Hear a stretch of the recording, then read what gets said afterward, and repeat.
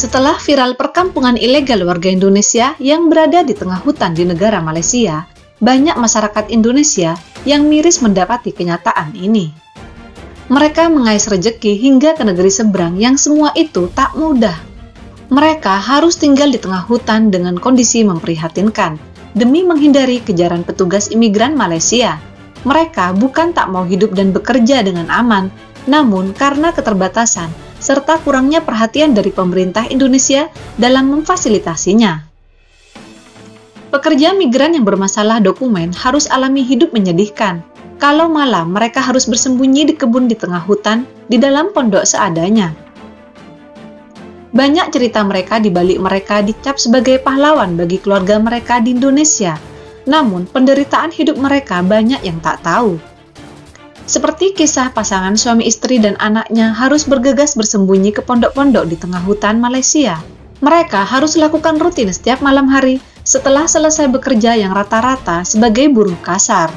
Bagi ratusan pekerja migran ini sudah hal yang biasa, dalam bahasa para buruh disebut bertapok atau bersembunyi. Para pekerja migran asal Indonesia ini mendapatkan info atau pemberitahuan dari orang tempat perusahaan mereka bekerja kalau imigrasi akan masuk ke kebun-kebun untuk razia dokumen.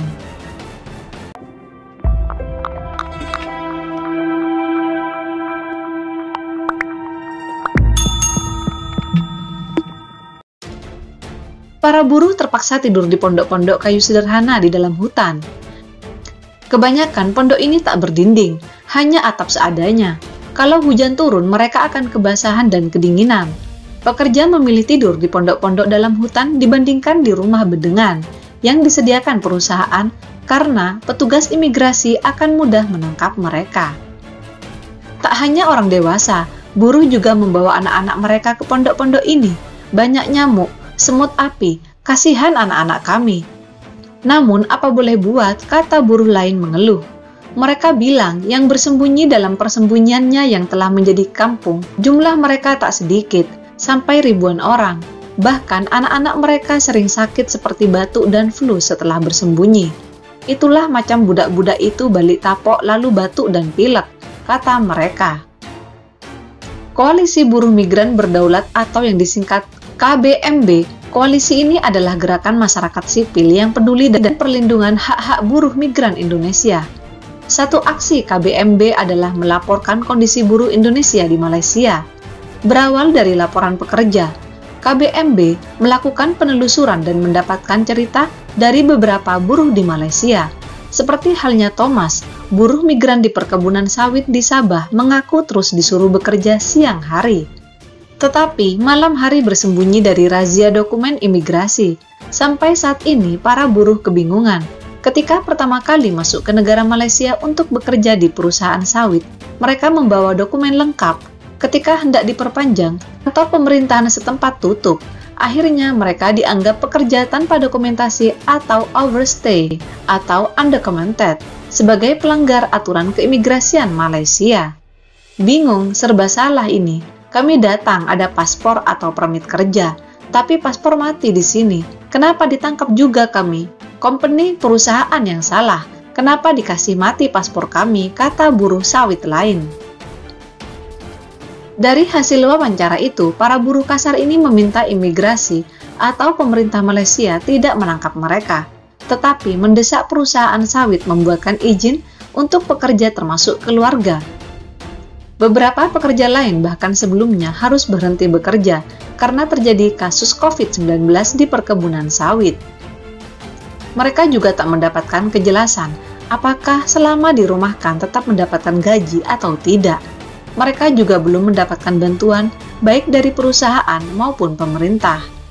Para buruh migran menuntut agar otoritas Malaysia segera menghentikan segala bentuk operasi penangkapan kepada migran tak berdokumen. Hanya dengan menghentikan segala bentuk operasi inilah, migran akan merasa aman dan tak perlu bersembunyi dari otoritas dan selanjutnya bisa dilakukan secara persuasif.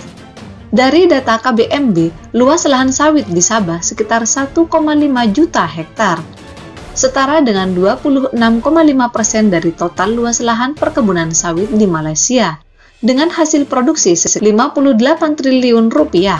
setara dengan 30% ekspor sawit Malaysia.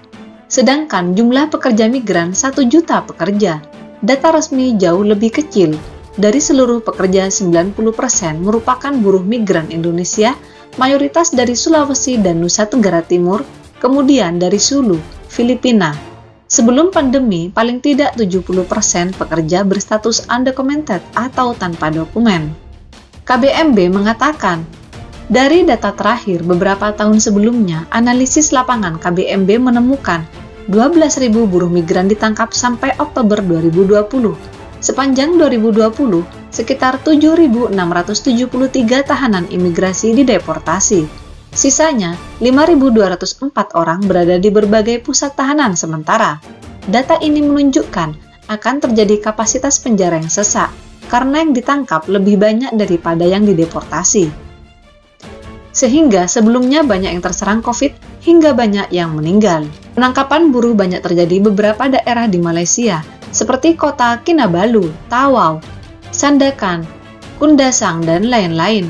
Dicontohkan, akhir 2021, ada 155 imigran tanpa dokumen ditangkap di 2 daerah berbeda di Tawau, sekitar 67 perempuan dan 39 anak-anak. Gencarnya penangkapan ini membuat pekerja ketakutan dan bersembunyi. Mereka bekerja 12 jam, sekitar pukul 1 malam bersembunyi bersama keluarga. Bahkan di dalam perkebunan sawit sudah ada nama kampung Tapo atau kampung tempat bersembunyi. Setiap malam hari mereka melakukan persembunyian di satu daerah sudah dinamakan menjadi kampung Tapo, karena sudah terkenal sebagai kampung tempat bersembunyi di tengah sawit. Dari pengamatan mereka, penangkapan buruh memang malam hari, karena siang hari mereka bekerja di perkebunan sawit. Mirisnya, pagi hari mereka harus bekerja. Penangkapan buruh sebelumnya oleh petugas dari Malaysia kerap dapat sorotan dari beberapa pihak. Selain itu, memasukkan perempuan dan anak-anak ke pusat tahanan sementara merupakan perbuatan keji, merendahkan kemanusiaan, padahal mereka sudah membantu perusahaan sejak lama. KBMB mendesakkan beberapa tuntutan. Pertama, menghentikan segala bentuk operasi penangkapan terhadap migran yang tak berdokumen, termasuk anak-anak, perempuan, dan orang tua. Kedua, mempercepat dan memperluas vaksinasi bagi migran tanpa syarat administrasi dan dokumen keimigrasian. Tiga, mempercepat dan menyederhanakan proses administrasi deportasi untuk menghindari penahanan berkepanjangan hingga pusat tahanan sementara bagi para migran di Sabah tak makin penuh sesak. Keempat, menyediakan layanan keimigrasian lebih mudah terakses, cepat, murah, dan aman bagi buruh migran. Kelima, menjalankan program pengampunan bagi buruh migran tak berdokumen, termasuk mengadopsi program kalibrasi federal. Keenam, mengutamakan tanggung jawab penghormatan, pemenuhan, dan perlindungan hak asasi manusia bagi buruh migran, termasuk hak atas kesehatan, dibanding pendekatan represi. Sebelumnya, pekerja Indonesia di Sabah merasa sangat tidak adil sebelumnya ketika negara terjepit pandemi COVID-19. Buruh migran jadi korban, padahal buruh datang bukan untuk melancong, tetapi untuk bekerja membantu produksi sawit. Kita berharap toleransi dari pemerintah Malaysia. Kita berharap Malaysia mengurus persoalan ini.